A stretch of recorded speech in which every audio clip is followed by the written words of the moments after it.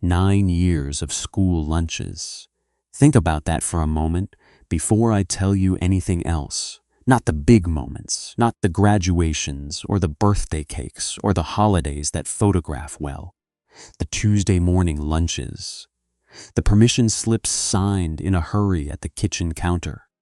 The 3 in the morning drive to urgent care when his temperature hit 104 and his mother was working a night shift and I was the one in the house.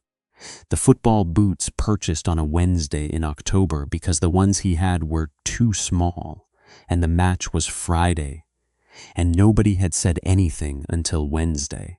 9 years of the invisible, ordinary, unremarkable labor of a man who showed up every single day, not because the law required it, not because anyone was keeping score, but because a child was there and he needed someone, and I was present.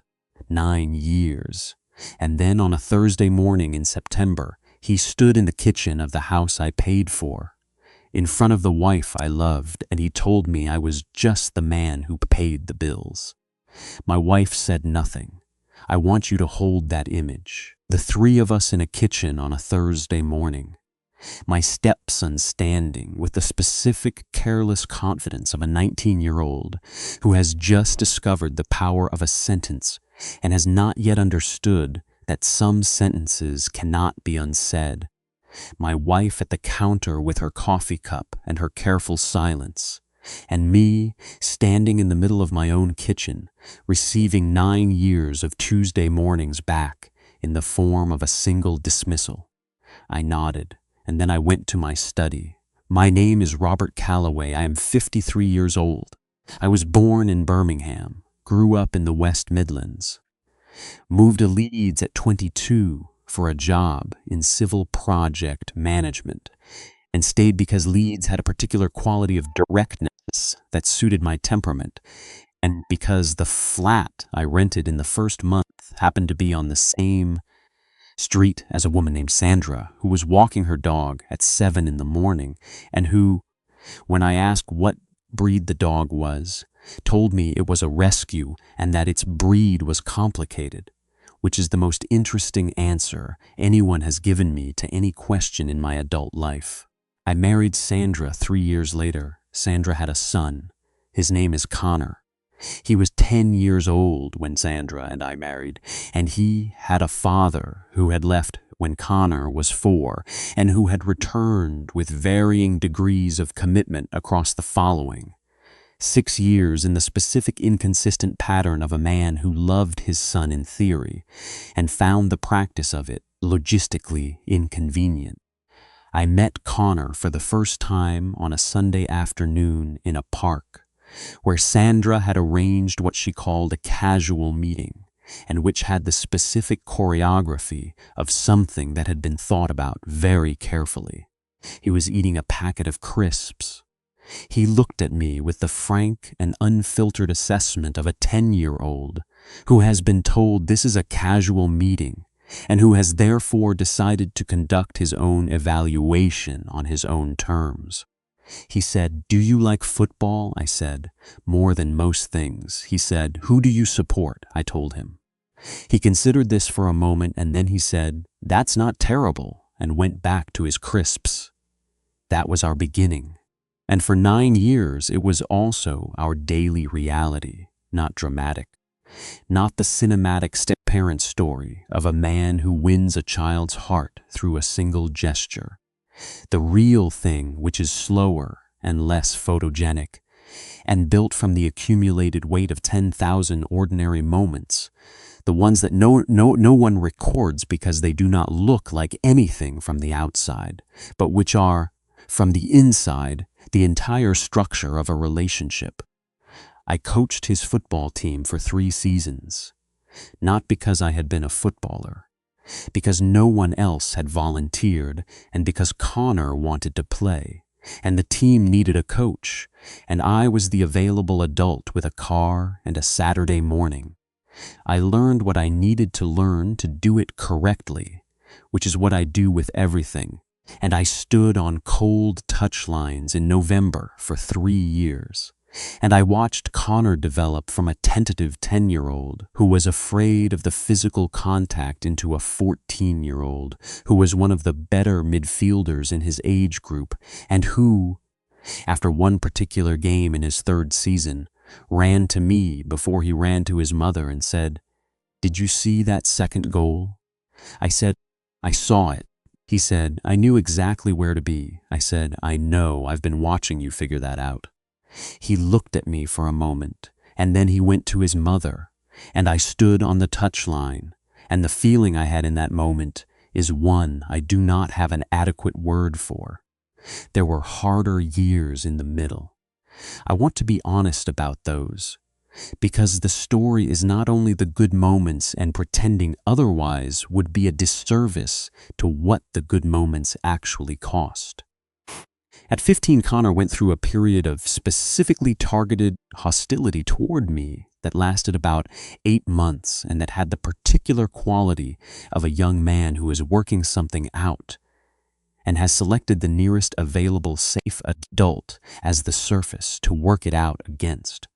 He said things during those 8 months that I absorbed in the specific patient way of a man who understands that being the safe surface is itself a form of care, even when being the safe surface is uncomfortable.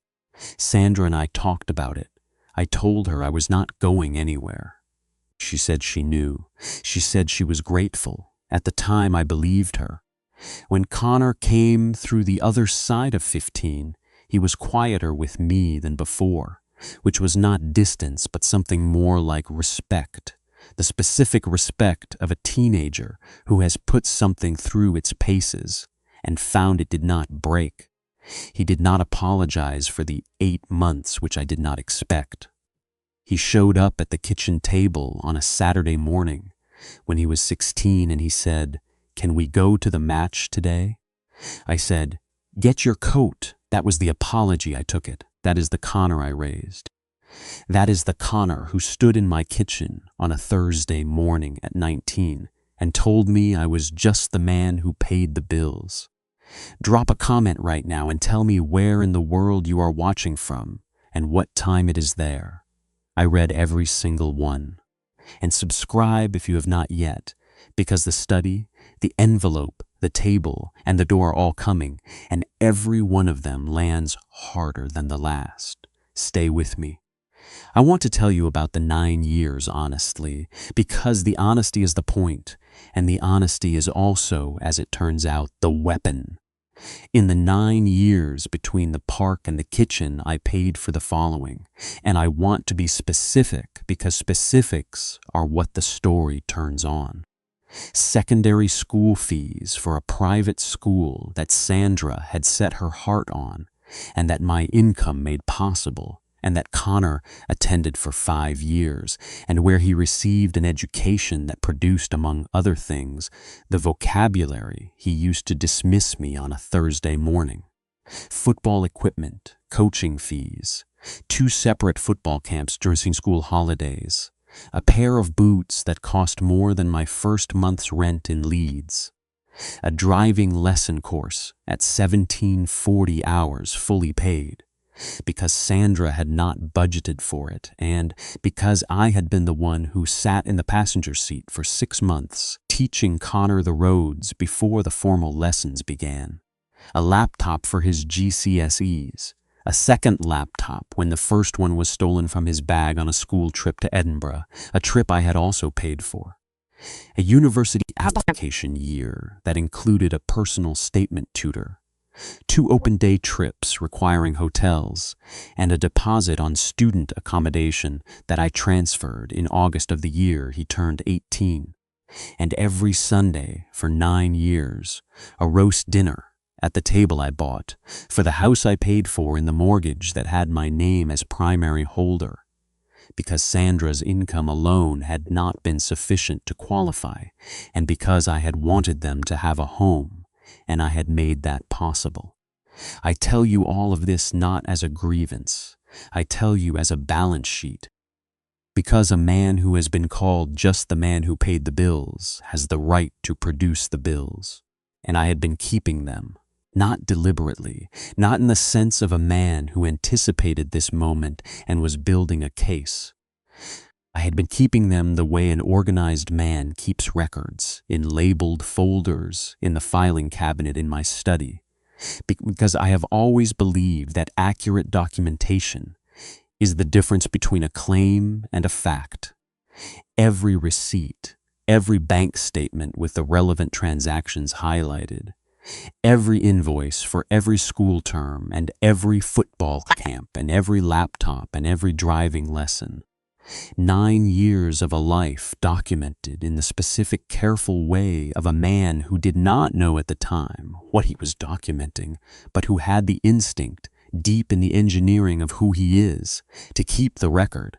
I want to tell you something about what it means to discover that you have been keeping a record of your own love. Because that is what that folder was at its core.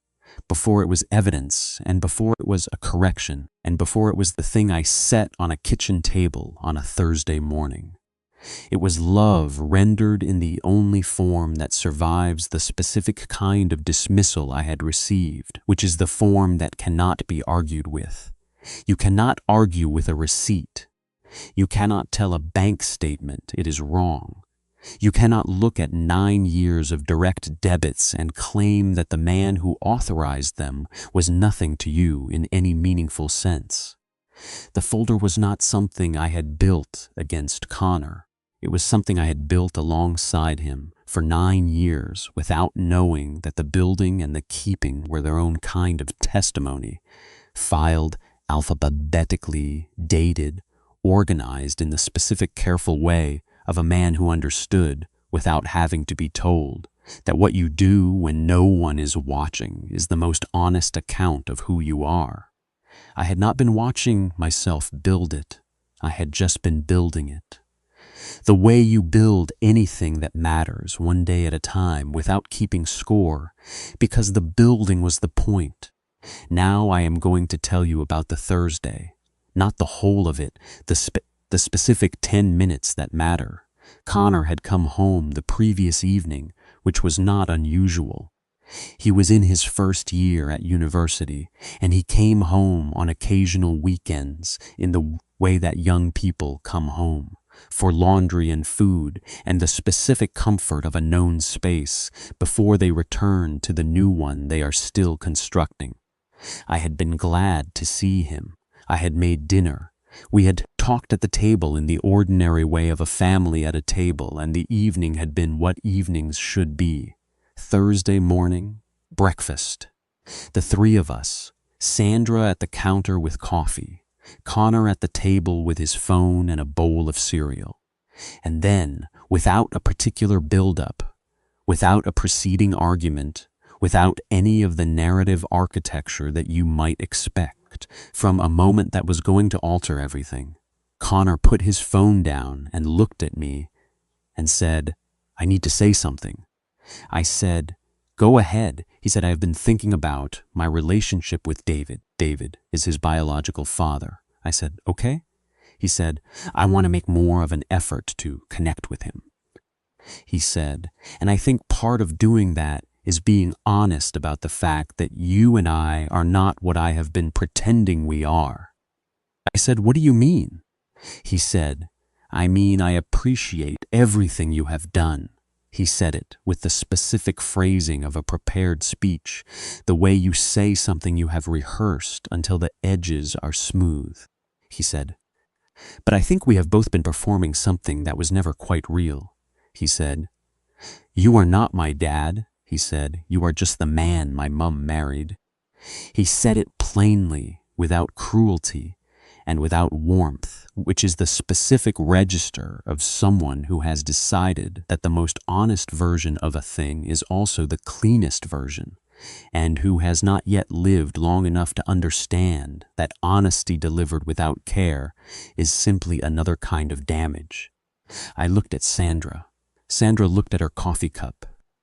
I want to tell you about Sandra's silence, because Sandra's silence is the part that cost me the most and the part I have thought about the longest, not Connor's speech. Connor is in the process of becoming, and he made a decision about who he is and who his father is, and he delivered it in the best language available to him. And 19-year-olds do not always have the best available to them because they have not yet accumulated enough experience to know what their words actually weigh. I can hold that. Sandra's silence I could not hold. Sandra is 48 years old. Sandra has been my wife for 9 years.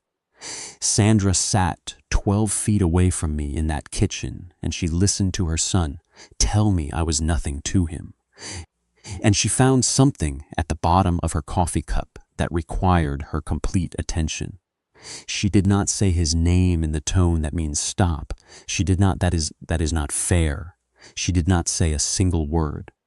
And in that silence I understood something about the 9 years that I had not understood before, which is that a person's silence in the moment when someone they love is being diminished tells you everything about how they have been framing that person in private. Sandra's silence was not surprise. It was relief.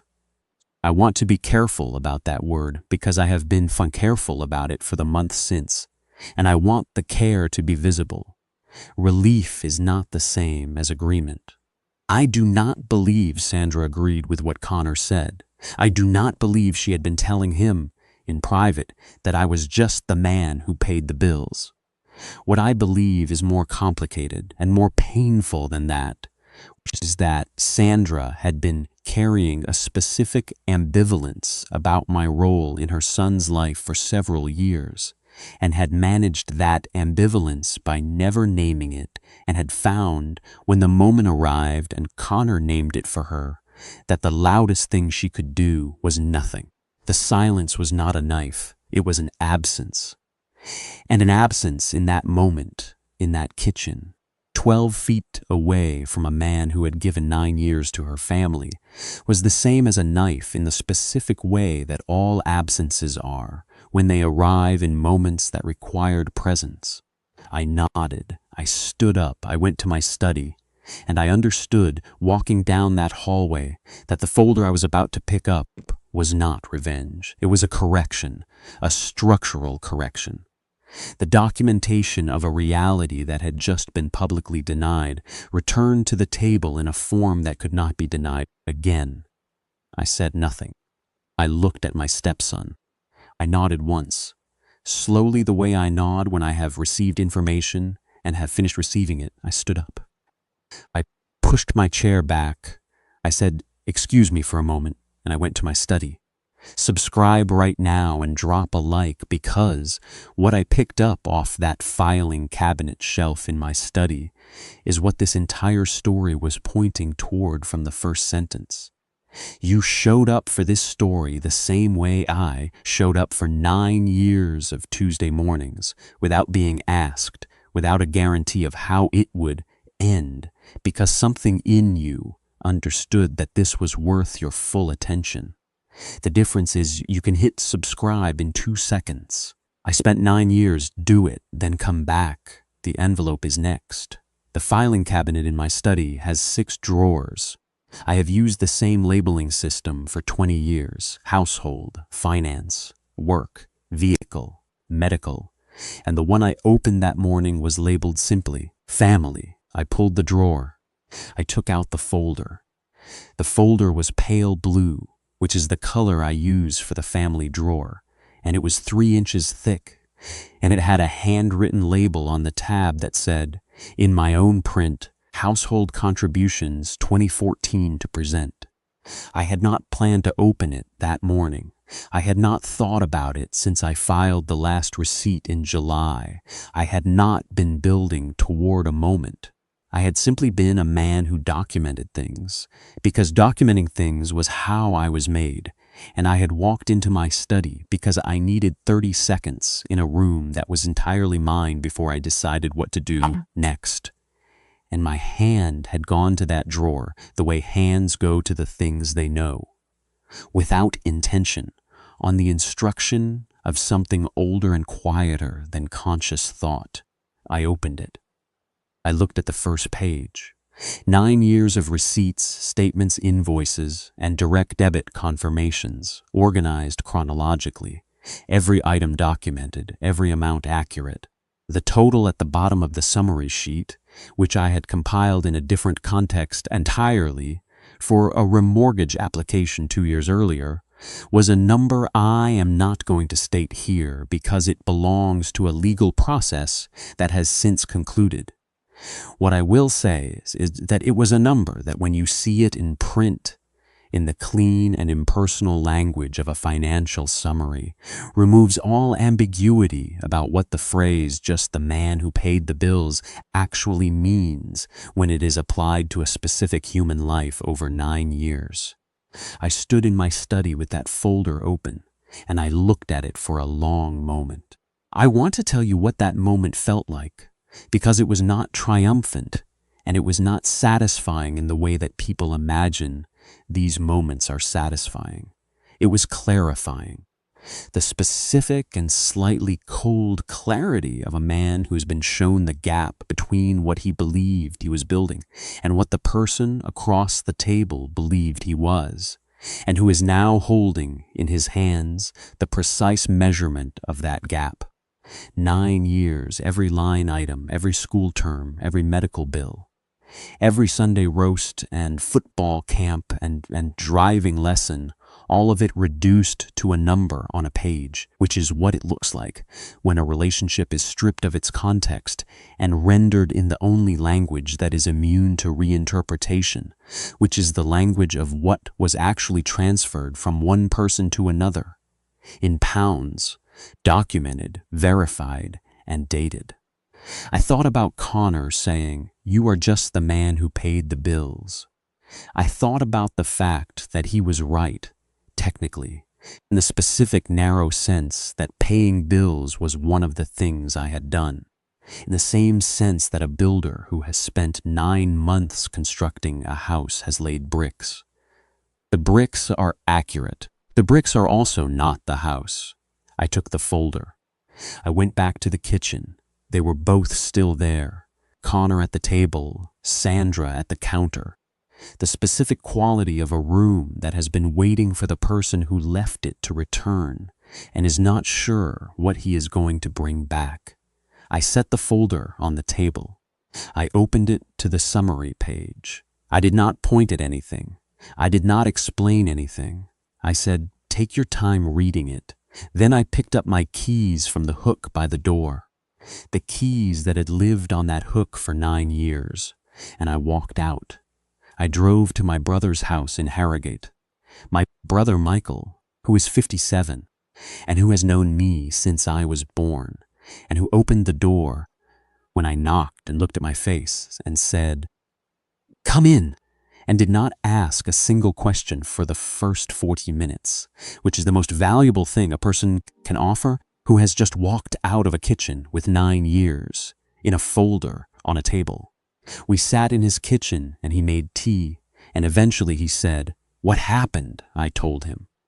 He listened the way Michael listens, which is completely and without the interruption of his own opinion until the full outline is finished. When I finished, he said, "The folder." I said, "The folder." He said, "How long have you had it?" I said, 9 years without knowing what it was for. He said quietly, "Robert." I said, "Yes." He said, "You always kept everything." I said, "I know."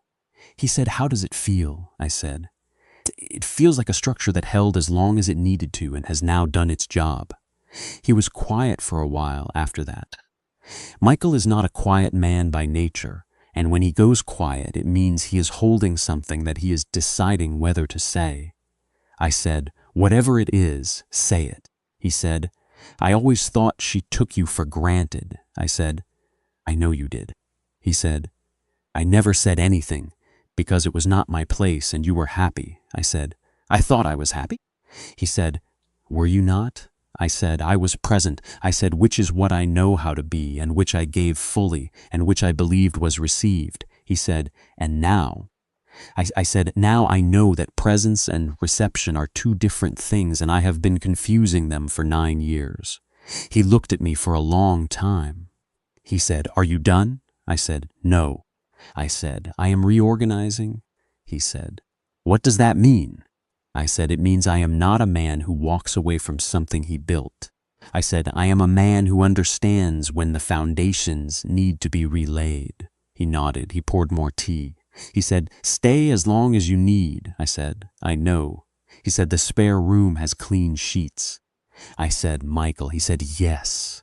I said, thank you for not asking anything for the first 40 minutes. He said, I know you. I said, yes, you do. Sandra called at 2 in the afternoon. I let it ring. She called again at 4. I let that ring. At 6, she sent a text. It said, we need to talk. I read it. I did not respond. At 9, she sent another. It said, I am sorry. I did not understand what you were going to do. I read that one twice. I thought about the coffee cup. I thought about the 12 feet of kitchen between where she was standing and where I was standing when Connor said what he said. I thought about 9 years of Sunday roasts and Tuesday school runs, and 3 in the morning urgent care drives and football touchlines in November. I did not respond. Connor called on the Saturday, not the Friday, the Saturday, which told me that it had taken him 48 hours, and presumably a conversation with his mother, and possibly a look at what was in that folder to understand what Thursday morning had actually cost. He said, Robert. I said, yes. He said, I want to talk to you. I said, okay.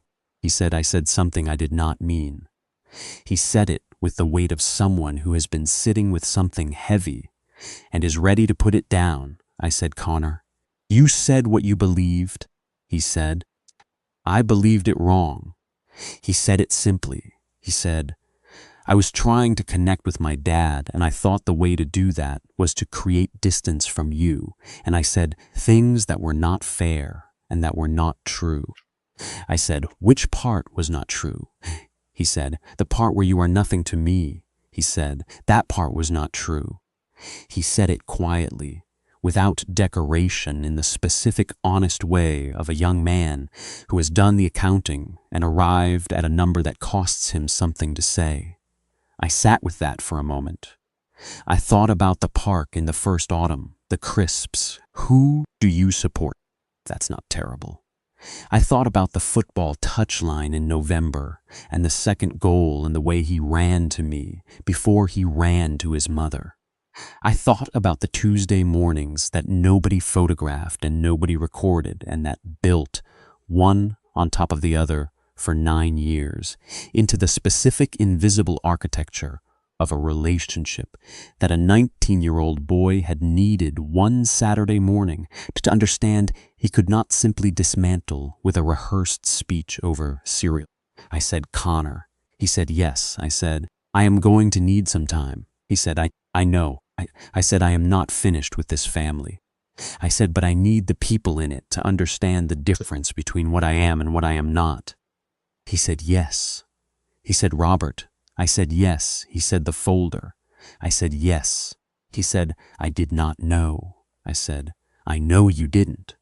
I said, that was not its purpose. He said, what was its purpose? I said, I didn't know until Thursday morning. He was quiet for a moment. Then he said, I am sorry. I said, I know. I said, call me next week.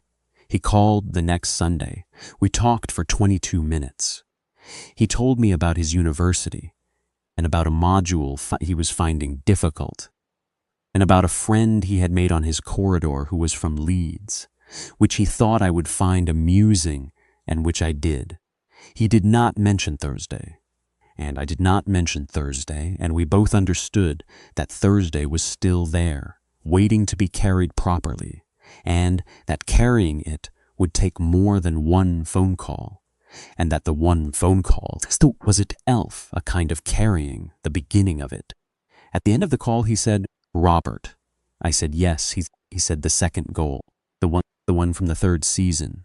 Do you remember it? I said, I remember every goal you ever scored. He said, I knew exactly where to be. I said, I know. He said, I have been thinking about that.